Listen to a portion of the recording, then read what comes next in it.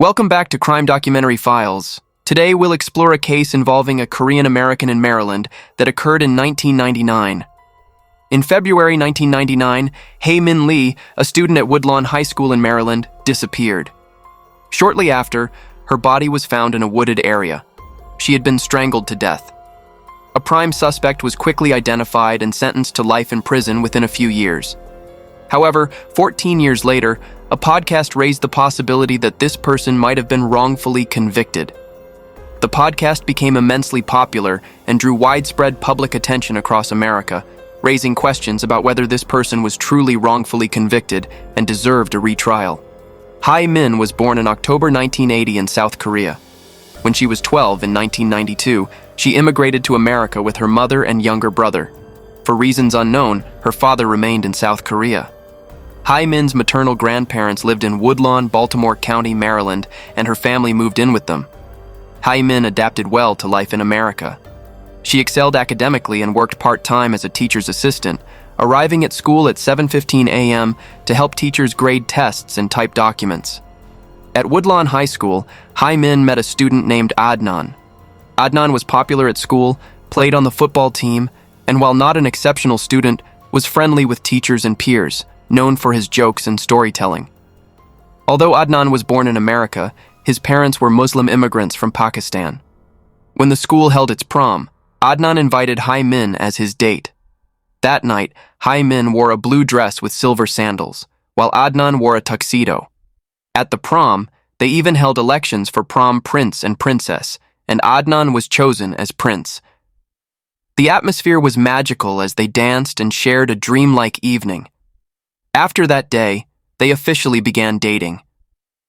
Hae Lee's diary contained detailed accounts of her dates with Adnan and her feelings. "How could I not love him?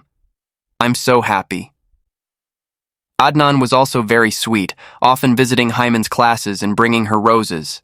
Despite their deep love, both had to keep their relationship secret from their families. This meant they couldn't visit each other's homes like normal couples and had to secretly date in cars at night. Parking lots became their regular meeting places. Sometimes they could only talk through Hae Lee's bedroom window from afar, or they had to lie to their families about sleeping at friends' houses to see each other. Eventually, both families discovered their relationship. Hae Lee's mother even proposed a meeting with Adnan's parents, but this never materialized. After 5 months of dating, Hae Lee began feeling the initial emotions fading and grew tired of the relationship. While other couples could freely visit each other's homes and meet each other's families, Hae Lee had to constantly live with secret dates and lies to her mother. Additionally, cell phones weren't common at that time. They had to use landline phones to communicate, which was very inconvenient. Hae Lee felt this secret romance was causing her to lose her sense of self. Moreover, having to hide from family in a free and open country like America, while her family restricted her actions and they had to be constantly cautious with each other, the relationship increasingly exhausted her and made her consider breaking up. The decisive moment came in October 1998, during the homecoming dance. Adnan's parents came to the school after hearing their son was dating someone. They wanted to see for themselves who he was dating. Hae Lee had wanted freedom and love, but Adnan's parents coming to school to intervene in their son's life made her feel suffocated. Adnan's family, being Muslim, was very concerned about their son's behavior and didn't want him doing anything against their religious teachings. Hae Lee felt deeply hurt, and the next day sent a long letter ending the relationship. "I think we should stop here. It's okay if you hate me." Upon reading this letter, Adnan wrote a brief note on it. "I'm going to kill." Though it didn't specify who, making it unclear who he intended to kill, it was still a concerning threat. However, their breakup didn't last long. By November, they had gotten back together. In her journal at the time, Hae Lee wrote, "I still have deep feelings for him." This wasn't surprising. Teen relationships often go through cycles of breaking up and getting back together, and this was no exception. About a month after their reconciliation, Hae Lee started working part-time at an eyeglass store and gradually became close to a man named Don. Don was white and 4 years older than her. In her journal, she admitted that while she still had feelings for Adnan, she couldn't stop thinking about Don, leaving her torn between the two men. Ultimately, Hae Min decided to break up with Adnan again. This time, however, he knew about Don, and the fact that she was leaving him for another man was a devastating blow. Adnan, known for being controlling and jealous, couldn't accept being replaced by someone else. Despite this, their breakup was amicable. They didn't argue or insult each other. In fact, they remained friends, exchanged Christmas gifts, and Hae Min even gave Adnan rides when he didn't have a car. Deep down, Adnan still held on to hope that they might get back together, just as they had before. But in January 1999, Hae Min officially began dating Don, her co-worker from the eyeglass store. When Adnan heard about it, he was furious. He told his best friend, Jay, "Hae Min is dating another guy. I swear I'm going to kill her." He still hadn't come to terms with the breakup. At the time, AOL Instant Messenger was a popular platform in the US. Hae Min updated her status with the message, "A new love has come," and Adnan saw it. After secretly watching and hoping for a reconciliation, seeing that message sent him into a dark, angry mood. As usual, on January 13, 1999, Hae Min rushed out of school right after class, telling her friends, "I have to pick up my cousin, take her home, and then meet Don." However, by 3:10 p.m., she still hadn't arrived at her cousin's preschool. The teacher, noticing that Hae Min was always punctual, found it unusual and called her home. Her younger brother answered the phone. By that time, it was already much later than usual, and Hae Min was still nowhere to be found. Her brother grew increasingly worried. This was completely out of character for her. He frantically contacted all of her friends, but no one had heard from her. At the same time, Hae Min's grandparents were also at home, waiting for her and her cousin. Sensing that something was wrong, her grandmother went into Hae Min's room. While searching through her things, she found a recently written phone number in her journal and assumed it might belong to her new boyfriend. Her brother immediately dialed the number, but the person who answered was Adnan, her classmate and ex-boyfriend. Adnan told Hae Min's brother, "She's not home yet? She was supposed to give me a ride after school today, but we never met up. I waited at school for a long time, but she never showed up, so I figured she left without me. I'm already home now." Left with no other choice, the family reported Hae Min missing to the police. The authorities contacted everyone she knew, from friends to boyfriends, but there were no leads. The next day, January 14th, a massive snowstorm hit Woodlawn and the entire Baltimore County area.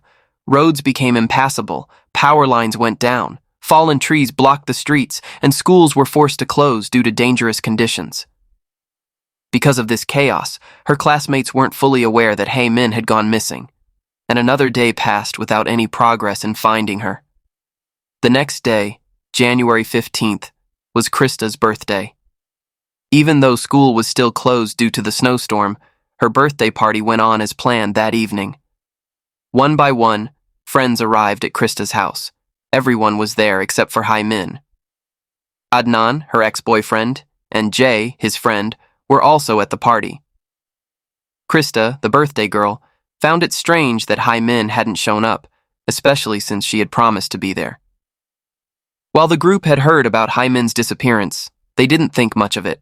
With so many people stranded due to the storm, they assumed she was just one of them. But when she failed to attend the birthday party that night, their worry grew. Hae Min would never forget her friend's birthday. As soon as the missing person report was filed, police began searching for Hae Min. They combed through her school, the last place she was seen, her cousin's preschool, and the area around her home. The search efforts included not just the police and local residents, but also a large turnout from the Korean American community. Hae Min's mother was beside herself with worry, unable to eat or sleep. Then, on February 9th, 1999, 27 days after she had gone missing, her worst fears were confirmed. A man named Alonzo called 911 and reported, "I think I just found a body. I'm at Leakin Park." That day, Alonzo had been passing through Leakin Park in Woodlawn, just a 6-minute drive from Hae Min's school. After having a few drinks, he had the urge to urinate while driving. Since he couldn't find a suitable spot, he decided to pull over at Leakin Park and head into a secluded area. As he walked further in, he suddenly noticed a human foot sticking out from a pile of fallen leaves. Horrified, he immediately called the police. The body was confirmed to be Hae Min, the girl everyone had been desperately searching for. Her family was devastated. During interviews, her mother was unable to speak, overcome with grief, and could only cry uncontrollably. Hae Min's friends were equally shocked. Many had held on to the hope that she was still alive somewhere and would return, but now that hope was gone. The school held a memorial service for Hae Min. Her family, classmates, and members of the local community gathered to mourn and honor her memory. The autopsy report determined that the cause of death was manual strangulation. It appeared that the attack had taken place inside Hae Min's car. She had struggled and hit her head against the window once before being strangled to death. Her body was fully clothed and there were no signs of sexual assault. Investigators estimated that she had been killed on her way to pick up her cousin, sometime between 2:15 and 2:30 p.m. However, her Nissan Sentra was still missing. 3 days after her body was found, on February 12th, police received a call from an anonymous male tipster. Based on their analysis, the caller was likely a Korean man between 18 and 21 years old. He simply stated, "Detectives, you need to investigate Hae Min's ex-boyfriend. His name is Adnan." From that call, police began to take a deeper look into Adnan and his relationship with Hae Min. They quickly learned that the two had broken up recently and that Adnan had been upset about it. While investigating Adnan's close circle, detectives discovered that he had a cell phone. More intriguingly, Adnan had purchased this phone just before Hae Min went missing.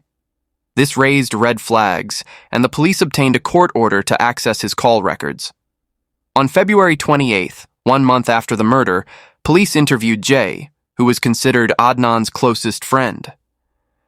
At the time, Jay was 19 years old and had been classmates with Adnan since high school. What he revealed in his statement was shocking. Adnan killed Hae Min, and I helped him.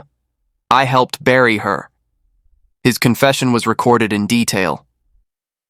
According to Jay, on the morning of Hae Min's disappearance, Adnan contacted him, and they met up to buy a birthday gift for Stephanie, a girl Jay liked.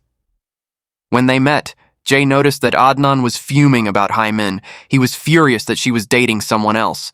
Adnan even told Jay, "I'm going to kill Hae Min." Jay recounted that after this conversation, he had dropped Adnan off at school and kept Adnan's car. Inside the car was Adnan's brand new cell phone.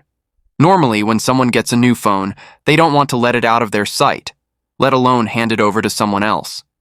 But Adnan casually told Jay, "I'll call you on this phone later."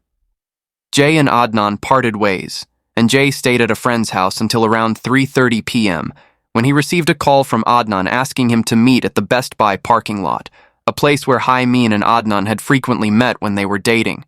When Jay arrived, Adnan was standing next to Hae Min's car.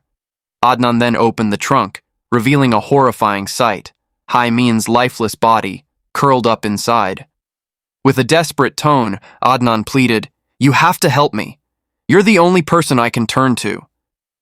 Jay decided to help Adnan, though to this day, there is no definitive explanation as to why he didn't call the police or refuse Adnan's request. Some speculate that since Jay was illegally selling marijuana, Adnan may have threatened to expose him. According to Jay's testimony, the two then drove to Leakin Park, where Adnan dug a shallow grave. They buried Hae Min's body there. Afterward, they took her Nissan Sentra to a secluded, abandoned lot and left it there. Then, they got into Adnan's car and drove off to meet other friends. This, according to Jay, was the sequence of events that unfolded that day. That same day, based on Jay's testimony, police arrested Adnan for first-degree murder. When officers arrived at the location Jay had mentioned, they actually found Hae Min's car exactly where he said it would be. Investigators had spent over a month searching for the car with no luck, yet Jay knew precisely where it was. This made his testimony significantly more credible. When Adnan was arrested, his family and friends were in complete shock. At school, students were already devastated by Hae Min's death, but learning that Adnan had been accused of killing her was even more unbelievable. While Adnan did drink alcohol and smoke marijuana, sometimes behaving rebelliously, no one thought he was capable of murder. Furthermore, just 2 days after Hae Min disappeared, Adnan attended Krista's birthday party, dancing and laughing as if nothing had happened. Could someone who had just committed murder really behave so casually? Everyone was shaken. Upon his arrest, Adnan gave a statement that completely contradicted Jay's. He admitted to lending Jay his car that day and said he had asked Hae Min for a ride after school since they often helped each other that way. However, when he went to look for her after track practice, she was nowhere to be found. After waiting for a while and realizing she wasn't coming, he simply called Jay to bring his car back, and that was the end of it. So, whose version was true? The police needed physical evidence, not just testimony, to determine what had happened. One of the key pieces of evidence was Adnan's cell phone records. Investigators requested cell tower data from his carrier and compared it to the timeline Jay had provided. The locations and timestamps did not always align perfectly, but there were enough overlaps to raise concerns. Additionally, on the day of the murder, Jay had met with 2 friends, both of whom later testified in support of his story. These friends, Jennifer and Christy, were also involved in selling marijuana with Jay. It's important to note that neither of them personally knew Adnan or Hae Min. They were only friends with Jay. Jennifer testified that on the day of the murder, Jay had come to her house after lunch. They played video games together, but then Jay received a phone call, said he would be right back, and left.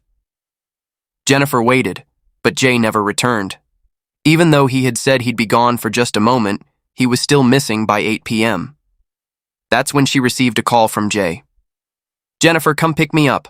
I'm at Westview Mall." Notably, Westview Mall was only about a 6-minute drive from Leakin Park, where Hae Min's body had been found.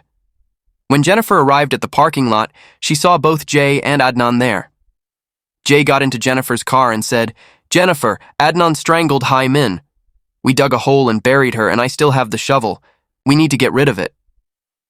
Jennifer then drove them to the dumpster area behind Westview Mall, where Jay said he threw the shovel away. However, Jennifer did not actually witness him disposing of it. When the police later asked Jennifer why she didn't report any of this immediately, she explained, "I was selling weed at the time. I didn't want to get involved with the cops. Looking back, I regret it." Jay's other friend, Christy, also testified. As mentioned earlier, Christy had never met Adnan or Hae Min before.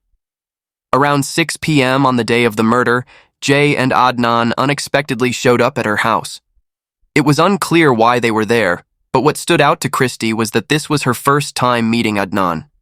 Normally, in a situation like this, people would introduce themselves, but Adnan stayed silent. Christy found his behavior odd. Later, Adnan received a phone call and said something that Christy still vividly remembers. "What am I supposed to do? What should I say? They're going to come ask me questions." After that, Adnan and Jay left Christy's house. Based on the timeline, this happened before they met Jennifer at Westview Mall.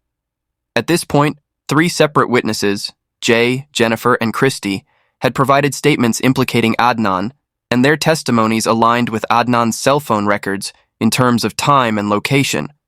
Still, Adnan continued to deny everything.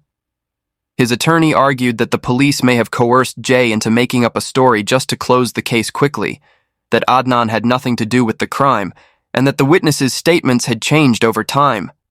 The defense pointed out that when the witnesses initially gave their testimonies and later when they were interrogated by police, small details in their stories had shifted. Because of this, Adnan's attorney argued that their statements were unreliable. Furthermore, there was no significant physical evidence linking Adnan to the crime. Police searched his house but found no traces of Hae Min's blood on his clothes or shoes. There was also no forensic evidence placing him at Leakin Park. The biggest issue was that law enforcement made a critical mistake. They did not conduct DNA testing on Hae Min's body or belongings. If Adnan's DNA had been found, it would have been a crucial piece of evidence, but for some reason, no DNA tests were performed. This later became a major flaw in the case, one that could have changed the outcome of the trial. Despite this, the prosecution moved forward with first-degree murder charges against Adnan, relying on the testimonies of the 3 witnesses and cell phone records. Adnan insisted on his innocence and attempted to prove it. He presented a specific example. 2 days after Hae Min went missing, there was a birthday party. Adnan, Jay, and Stephanie, the girl Jay liked, were all there. When the party ended, Stephanie offered to drive Adnan home, saying, "Come with me, I'll give you a ride." So, Adnan, Jay, and Stephanie got into her car. Jay was dropped off first since he lived closer, leaving only Adnan and Stephanie in the car. Adnan used this scenario as a counter-argument. Detectives, let's think logically. If I were a murderer, would anyone in their right mind leave the girl they liked alone in a car with a killer? The trial was intense, lasting 6 weeks and beginning in January 2000.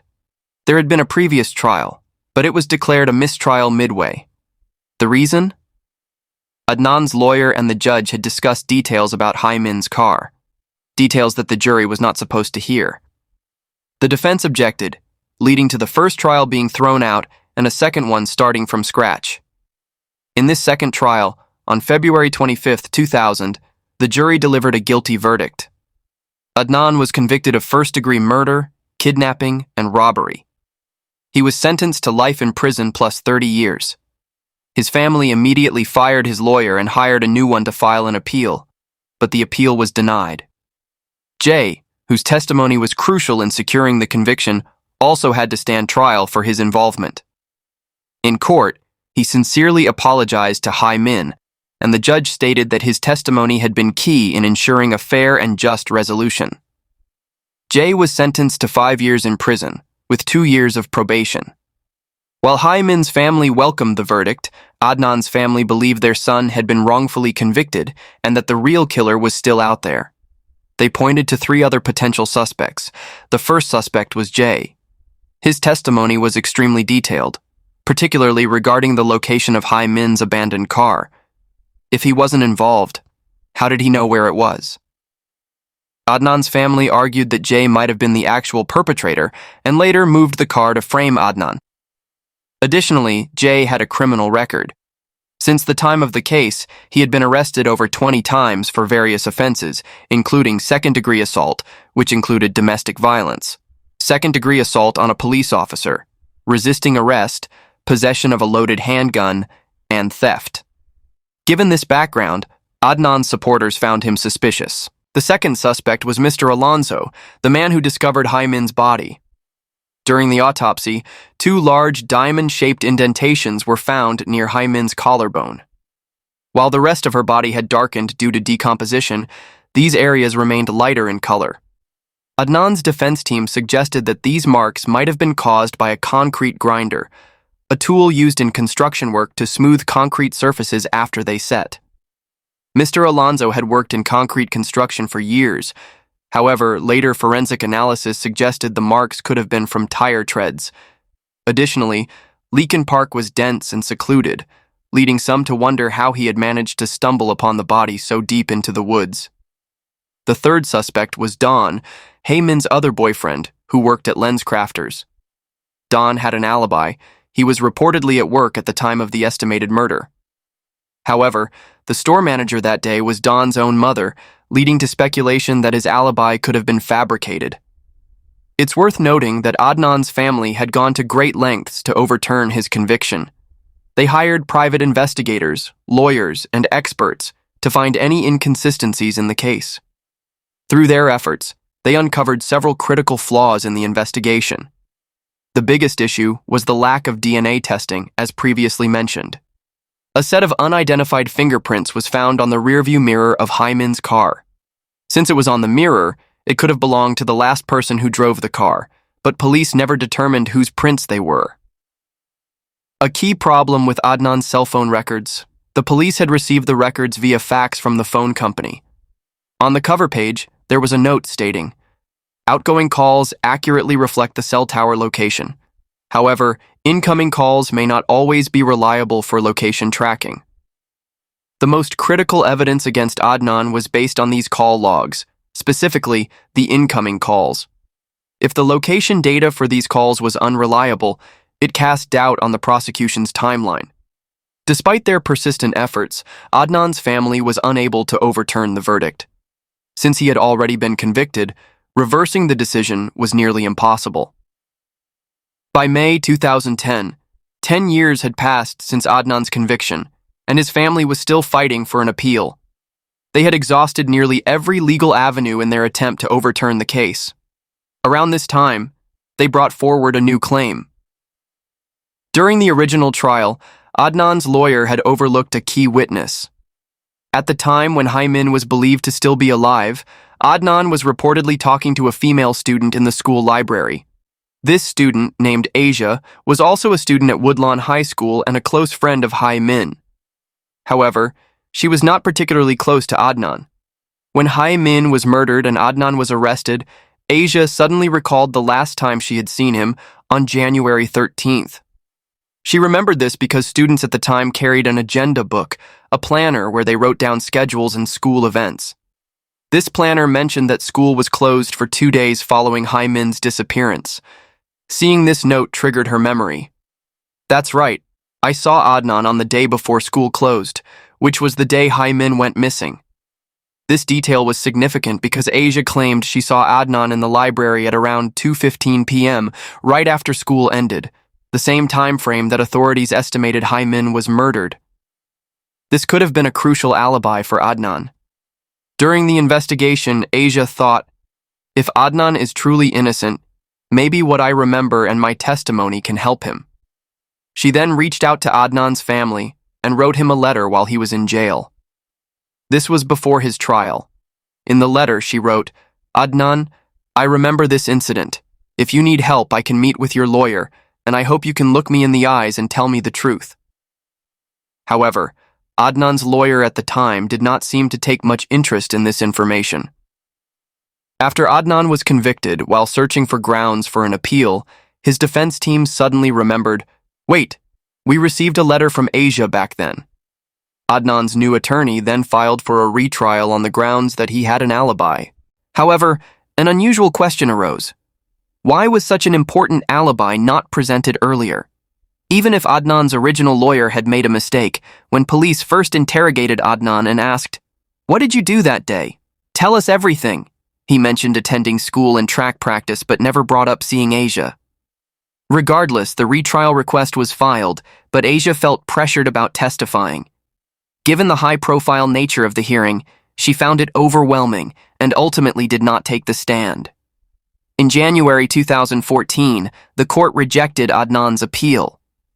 The ruling stated that this was not a case of attorney misconduct, but rather a strategic decision by Adnan's defense to avoid presenting an alibi. It seemed like the case had reached its conclusion, until October 2014, when Hae Min's case suddenly spread across the United States. In 2014, podcasts were still a relatively new medium, but Serial dominated iTunes for weeks, surpassing 68 million downloads. Today, Serial remains one of the most successful podcasts in history, and at the time, it was the most popular podcast in the world. The show's host introduced Hae Min's case, focusing on the behind-the-scenes story and questioning whether Adnan was truly guilty. In reality, conspiracy theories about law enforcement have always been a topic of great public interest. Serial tapped into that fascination, suggesting that Adnan might not have been the real killer. As public distrust in the Baltimore police grew, speculation about Adnan's wrongful conviction intensified. Was he actually innocent? Social media platforms like Facebook and Reddit were flooded with discussions about Hae Min's case. For Hae Min's family, this must have been heartbreaking. They had followed the entire legal process and believed the guilty verdict was fair. Justice had been served. However, for over a decade, Adnan had continued to seek appeals. Now, with Serial bringing the case back into the spotlight, public attention shifted away from Hae Min as the victim and instead focused on whether Adnan had been wrongfully convicted. The case became less about the tragic loss of a young woman and more about a mystery to be solved. At the time, the Korean American community in Baltimore was closely following the case.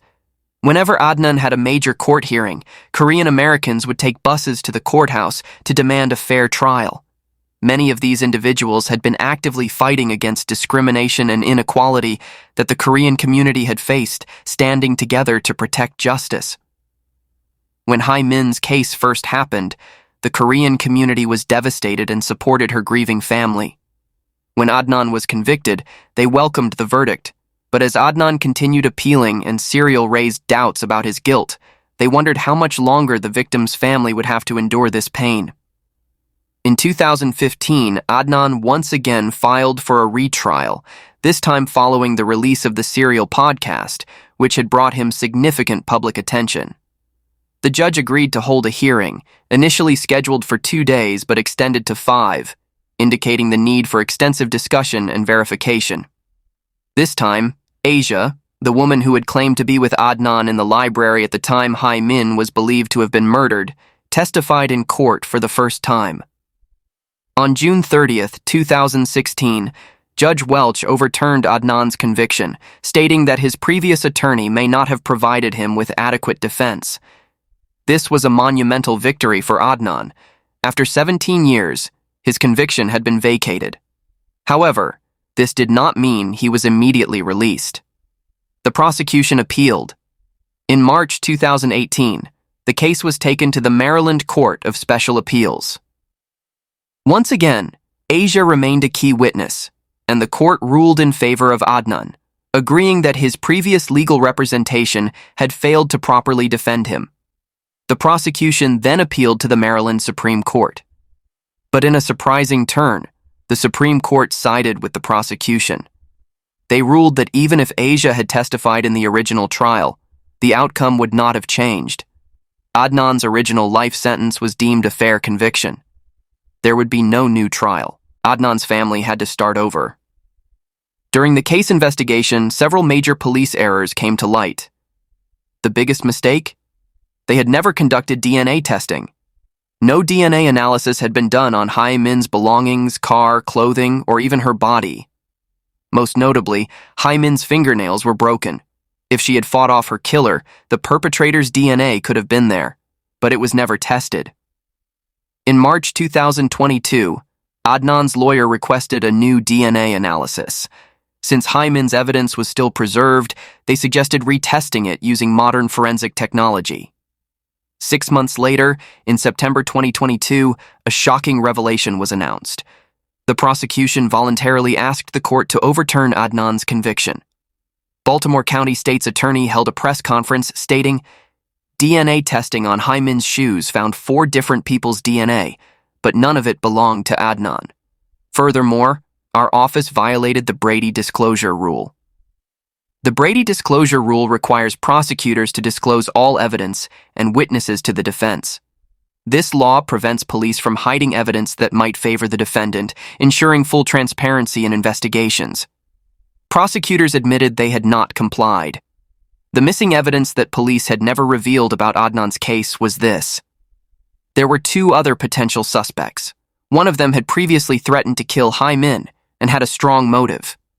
Even more suspiciously, this suspect lived right next to the location where Hae Min's car was found. Additionally, prosecutors acknowledged that Adnan's cell phone location data and key witness testimonies were unreliable. As a result, Adnan's conviction was overturned. Who is responsible for this mistake? Authorities argued that the lack of DNA testing was due to limited technology at the time, and only with modern forensic advancements could they now obtain these results. On September 19, 2022, Adnan's conviction was vacated, and he was released that same day. At that time, he was 41 years old and had spent 23 years behind bars. Importantly, he was not declared innocent. His conviction was simply overturned. Adnan's family celebrated the ruling, hugging each other in joy. But what about Hae Min's family? This was an old case. Adnan had appealed multiple times, and the Maryland Supreme Court had upheld his conviction. Yet suddenly, prosecutors reversed their decision. Throughout this process, Baltimore's prosecutors failed to explain the situation to Hae Min's family or follow proper legal procedures. Typically, when such a major decision is made, the victim's family is given the right to attend the hearing and speak. But Hae Min's brother, Young, was only informed 3 days before the hearing. Worse, the notice was sent on a Friday, and the hearing was scheduled for Monday. This meant his family had no time to prepare, as lawyers and government offices were closed over the weekend. At the time, Young was in California. He requested a 1-week delay so he could travel to Baltimore, but his request was denied. Instead, the court told him, "You can attend the hearing via Zoom." In the end, Young was unable to attend in person and was only able to present his family's statement via video. Feeling that his family's rights had been violated, he and his lawyer appealed the decision. In 2023, the court ruled 2-1 that the prosecution had failed to follow proper legal procedures and violated the victim's family's rights to dignity and respect. As a result, they ordered a new hearing with proper legal process. Does this mean Adnan is guilty again? Adnan's legal team also appealed. The court denied their appeal and sided with Hae Min's family. Adnan then appealed again to the Maryland Supreme Court. The final verdict has not yet been decided, so who is the real killer? Share your thoughts in the comments below. Thank you for watching, and see you in the next video.